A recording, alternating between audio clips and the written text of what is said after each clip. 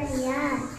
ஓடி விளையாடு பாப்பா, நீ ஓய்ந்திருக்கலாகாது பாப்பா. கூடி விளையாடு பாப்பா, ஒரு குழந்தையை வையாதே பாப்பா. காலை எழுந்தவுடன் படிப்பு, பின்பு கழிவு கொடுக்கும் நல்ல பார்த்து